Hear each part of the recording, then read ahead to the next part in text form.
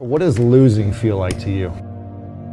It's exciting because it means you have different ways to get better. There's certain things that you can figure out that you can take advantage of, right? Certain weaknesses that were exposed that you need to shore up, right? So it was exciting. I mean, it sucks to lose, but at the same time, there are answers there. I mean, the answers are there when you win too. You just have to look at them, right? So it's a constant process. It's exciting when you win, it's exciting when you lose, because the process should be exactly the same, whether you win or you lose. As you go back and you look and you find things that you could have done better, find things that you've done well that worked, figure out how did they work, why did they work, how can you make them work again? And but the hardest thing is to face that stuff. That's a really, really tough challenge.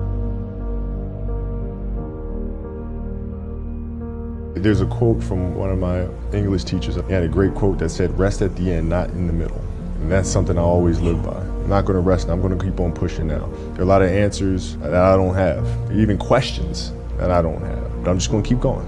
I'm just gonna keep going, and I'll figure these things out as we go, right? And you just continue to build that way. So I try to live by that all the time. Who was the greatest teacher for you in those early days? It's funny, man. I had a lot of them. You know, my parents were great. You know, growing up, they instilled in me the importance of imagination, of curiosity, and understanding that, okay, if you want to accomplish something, I'm not just going to sit here and say, yes, you can do whatever you want. Yes, you can, but you have to also put in the work to get there.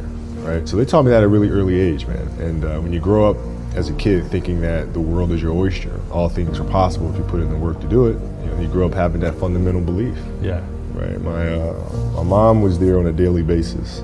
My father was really influential at a really critical time where I had a summer where I played basketball when I was like 10 or 11 years old, in a very prominent summer league in Philadelphia called the Sunny Hill League. Where my father played, my uncle played, and they were like all-time greats. And here I come playing, and I don't score 1 point the entire summer, not one. I mean, and I had these big knee pads on because I was growing really fast, and I have socks all the way up here, and I had like the pod top skinny, like skinny as hell. And I scored not a free throw, not a lucky shot, not a breakaway layup, 0 points. And I remember crying about it and being upset about it. And my father just gave me a hug and said, listen, whether you score 0 or score 60, I'm gonna love you no matter what. Now that is the most important thing that you can say to a child. Because from there, I was like, okay, that gives me all the confidence in the world to fail.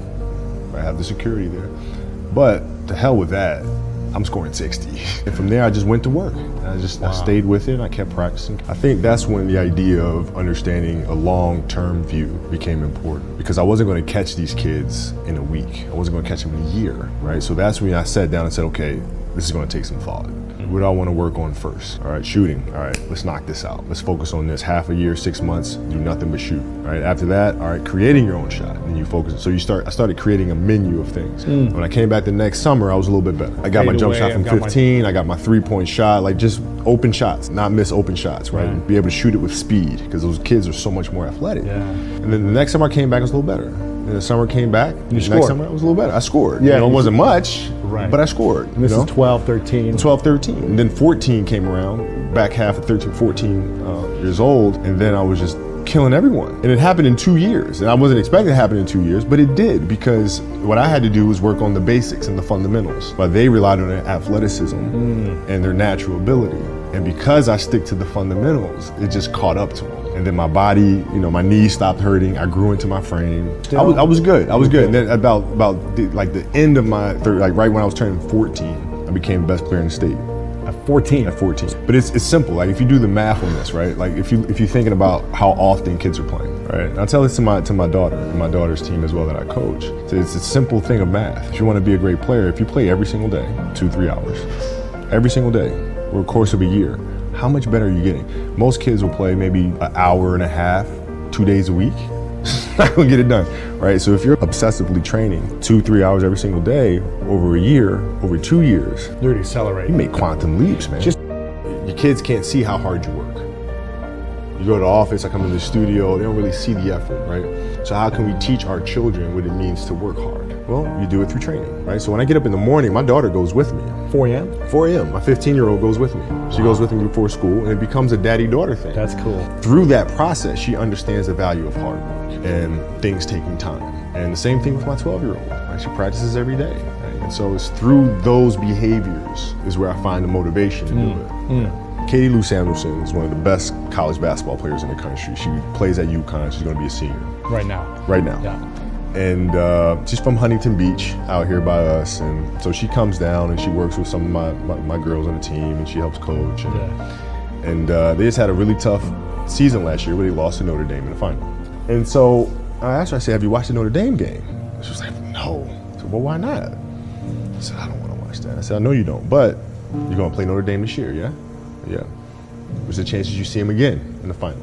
I said, well, you probably see them again. I said, well, you can't show up and play them without knowing why you lost that one, right? So, you know, the mistakes that you've made in that game, you have to do the hard stuff and watch that game and study that game to not make those mistakes over and over again just because you weren't brave enough to face it. So she came down to the office. I brought her down to the office and we sat down, we watched that game together, right? And you gotta deal with Face it. Gotta deal with it. Face it, learn from it. That's exactly right. You're looking at it and say, oh, there's the mismatch. Oh, there's the gap, you know, and all those little things, and it sucks. But you don't want to have that feeling again, do you? Right? So you got to really study it, face it, and not to say you'll win the next time you face it, but at least you'll give yourself a better chance. Yeah.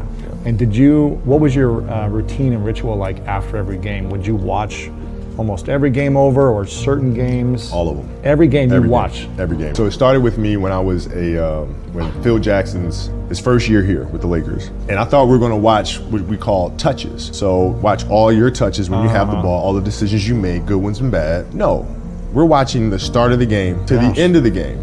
And not like the TV feed. We're watching the in-arena feed. The layup line, timeouts. Oh my gosh. Yeah. Rewinding, stopping, fast forward, rewinding, slow motion, every little thing, every game of that season with the 82-year-old Yoda, who is as brutally honest as you can get. It taught me to look at detail, right? Look at things at their smallest, right? Look at body language, look at the energy between players, our team and the other team, right? Look at the tactics.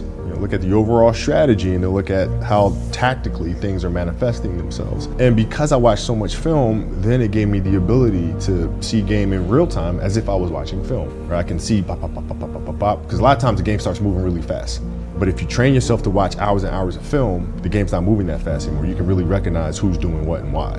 Then you can position guys in the right places in real time. I mean, it's an obsessiveness that comes along with it. You want things to be as perfect as they can be, understanding that nothing is ever perfect, but the challenge is try to get them as perfect as they can be. And what can you do? It's in your control, so control what you can. It started in middle school and high school because a lot of the kids that I was playing against were inner city kids.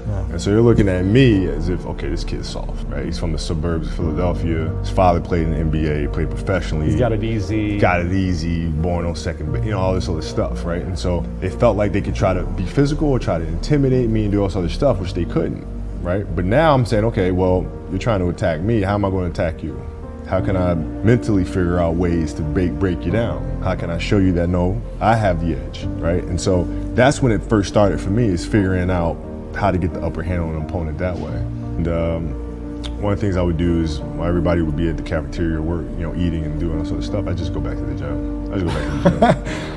And they'd see me leave, right? But now you're in a tough position because you're like, okay, I want to be like, I'm following the kid to go work out, but I know he's working, he's up early and he's doing all this other stuff. And so that was my way of showing them, yeah, I may be from the suburbs, but you're not going to outwork me. I mean, it started as a defense mechanism because, they were the ones talking trash to me and, kid from Italy, blah, blah, blah, and all sorts of stuff. And it was like, okay, I can't let them, I got to defend myself here, right? And then it became, okay.